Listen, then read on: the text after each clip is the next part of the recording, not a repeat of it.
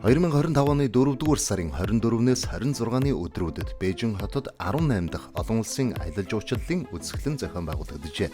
Энэхүү үзэсгэлэнд Монгол улс, Египет, Турк, Ирланд, Орос, Танзани, Кени, Намиби, Финланд, Тайланд, Балав зэрэг 50 орчим улс орны гадаад аялал жуулчлалын байгууллагууд оролцсон байна.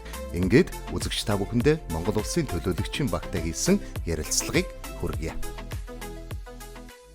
За сайн явж ирөө та. Сайн явж ирлээ. Та бүхэн сайн сууж юу? Сайн.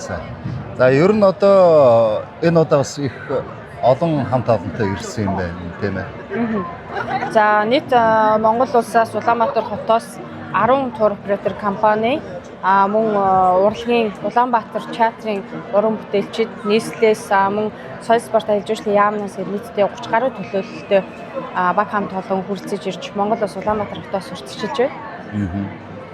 За тэгвэл одоо та мэдээж бас энэ аялал жуулчлалын мэргэжлэр олон жил ажилласан байна. Гэхдээ ер нь та аялал жуулчлалыг яг юу гэж хардаг вэ? За аялал жуулчлал гэдэг бол өөрөө одоо маш тийм эко бизнес буюу эко эдийн засаг гэж үздэг. Яагаад гэвэл бид нэр байгаа нөөцтэй байгалийн одоо нөөц баялаг дээрээс нь өв соёл ёс заншлаараа бид нэр ингээд дэлхийд дахинд танигдж үүгээрээ бид нэр бизнес эрхэлж одоо тухайн улс орны эдийн засагт бас нэлээд том эдийн засгийн томоохон нөлөөг бас үзүүлж чаддаг байх гэж боддог. За тэгвэл одоо хятадаар ер нь олон явж ирсэн үү? Хятадаар яг тийм олон удаа бол бас биш. Ямар ч байсан миний хувьд бол бүгд намтад дуусаад нийтдээ нэг 4-5 удаа явж байсан. Яг хаагуур явж ирсэн бэ? За Бээжин хотоор явсан, Хонконг, Гуанчжоу тэгээд явсан байна. За тэгвэл яг Бээжин хотоос танд яг юу нь таалагдаж байна? За Бээжин хот маань ер нь бас өөрөө нэлээд том бас хотуудын нэг. Тэгээд маш тийм мундаг хөгжил цэцгэлт маш их өндөр явагдаж байна. Залуучууд ч гэсэндээ маш их соёлдсон байна. Өмнө нь бол ирж байхад бас би одоо нэлээд олон жилийн өмнө ирж исэн. Тэгэхэд одоо үетэй ингээ харьцуулаад одоо үе бол маш их сайн өндөр барилгуудаас их нэмэгдсэн байна. Ер нь яг одоо бас юм эдийн засгийн бас томоохон бүсүүдийн бас нэг болж чадж гинэ гэж харж байна. Ер нь одоо тэгвэл энэ удаагийн хийж байгаа арга хэмжээ болохоор одоо мэдээж Монголыг одоо дэлхийд таниулахаас арга хэмжээ болж иж магадгүй юм шиг байна тийм ээ. Гэхдээ одоо ер нь та нар Монголоос одоо юугийг энэ танилцуулъя, олон хүмүүс танилцуулъя гэж ирсэн бэ? Монгол улсын засгийн газраас ер нь одоо нэлээд олон чиглэл нэлээд олон сурчлагаанууд ер нь хийгдээд эхэлсэн байгаа. Монгол улсад одоо жуулчдыг татах ёс заншилтай холбогдлолтой тусгай сонирхлын болоод соёлын чиглэлийн аялал жуулчлалын зөндөө олон төрлийн арга хэмжээнүүдийг ер нь зохион байгуулж байна. Үүний нэгийнх нь тод жишээ нь юм бол одоо нэлээд том ивент арга хэмжээнүүд байж байгаа. Дээлтэй Монгол наадам ч гэх юм уу, Хиймэр морь тарваач гэх юм уу, Даншиг наадам ч гэдэг юм уу, ер нь масыг хамарсан нэлээд том арга хэмжээнүүд хийж байгаа. За тэгвэл одоо бас нэг асуух гээд байгаа зүйл нь гэхээр энэ Хятад Монголын аялал жуулчлалын салбарт одоо адилхан зүйл байна уу? Тэгээд адилгүй зүйл нь яг хаана юм бэ? За ер нь одоо бүгд найрамд Хятад улсын дотоодын аялал жуулчлал бол нэлээд сайн хөгжсөн байна. Ер нь бол энэ олон улстай ингээд харж байхад ковидын нөлөөгөөр дотоод аялал жуулчлал гэдэг юм бүр улс орон даяар нэлээд сайн хөгжсөний нэг нь би бол энэ Хятад улсыг ер нь нэлээд сайн хөгжсөн болов уу гэж илүү харж байна. Манай Монгол улс маань бол яг уу Хятад улс шиг одоо тийм айхтар олон хүн амтай биш ч гэсэндээ төдий хэмжээгээр бас яг дотоод аялал жуулчлал маань бас хөгжөөд эхэлж байгаа. Яг энэ Хятад улс шиг нэлээд бүр ингээд илүү сайн хөгжүүлмээр байна.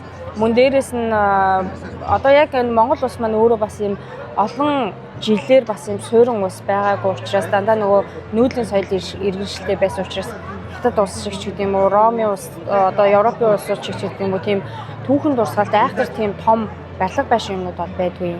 Тэгэхээр ер нь бол нүүдлийн соёл ахуйгаа л бид нэр илүү сурчил тэргээрээ л гангарч байгаа л гэсэн. Тэр нь одоо нүүдэл соёлг бол баг Монголоос л гарч чадах байна. Тийм. Ер нь одоо тэгэл Монгол улс чинь бүх төрлийн одоо өмнө нь бол одоо нэг тэгж айхтар байдаг байсан бол одоо тариалан одоо хөдөө аж ахуйн салбар ч гэсэн маш өргөжж байна. Дээрээс нь энэ нөгөө аялал жуулчлалын салбар байна, уул уурхайн салбар байна гэдэг ингээд ер нь бол нэлээд олон эдийн засгийн бас тулгуурлах томоохон хүчин зүйлүүд бас нэлээд сайн хөгжиж ирж байна. Монгол улс маань бас одоо энэ нөгөө захимжиж байгаа үнэн үед бас дэлхийд дахинтай хөл нийлүүлж айгүй хурдцтайгаар халахж чадж байгаа. За тэгвэл сүүлийн үед одоо энэ хятадын аялал жуулчлалын компани ч юм уу одоо энэтэй ер нь хамтын ажиллагаа хэр өрнөж эхэлж байна? Одоо яг Монгол улсад бас аялж байгаа жуулчдын дийлэнх хувийг бас хятадууд эзэлж байгаа. Номер 1-т нь бол мэдээж Солонгос орсон байдаг. Үүний дараагаар Хятад улс маань явж байгаа. Ингээд араасаа яг Азийн улсууд маань ингээд явж байгаа гэсэн. Тэгэхээр яг манай зорилттой зах зээлийн орноор бол бүгд найрамд Хятад ард улс маань байна. Мөн дээрээс нь Оросын холбооны улс бас явж байгаа. Энэ жил буюу одоо ирээдүйд Монголын аялал жуулчлал одоо яг ямар шүү хандлагатай байна? Яг ер нь хөгжлийн байдал ямар шүү байна? За Монгол Улсын засгийн газраас 2023-аас 2028 оныг Монгол зочлох жилээр зарласан байгаа. Жил болгон Монгол Улсын засгийн газраас ер нь зорилттой тодорхой өмнө одоо жишээлбэл говь чиглэлийн аяллыг сурчилдаг байсан бол одоо энэ жил илүү хангаа чиглэлийн аяллыг сурчлах ч гэдэг юм уу. За тэгвэл дараа жил тэгвэл одоо майс аялал жуулчлал буюу одоо хот орчмын аялал жуулчлалыг, хотын аялал жуулчлалыг илүү сурчлах ч гэдэг юм уу. Иймэрхүү тусгай жил болгон тусгай нэг зорилт тавиад явж байгаа. Энэ жилийн үед гэх юм бол жилийн 4 улирлыг аялал жуулчлалын тасралтгүй улирал байлгахаар бас төлөвлөсөн. Үүний хүрээнд гэх юм бол өвлийн аялал жуулчлал руу чиглэсэн ивент арга хэмжээнүүдийг бас хийгдэж эхэлсэн байна. За тэгвэл энэ аялал жуулчлал биш үү? Энэ орчин ах үед ер нь хэр сөрөг нөлөөтэй байна?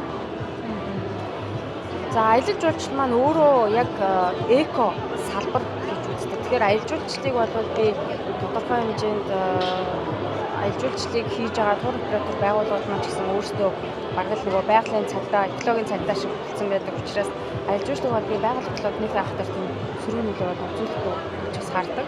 Яг тэгэхээр эко эдийн засаг учраас илүү харин энэ чиглэлийн салбараа илүү их өргөн тэлэх боломжтой юм болов уу, илүү сайжруулах боломжтой юм болов уу гэсэн тийм бодлоо.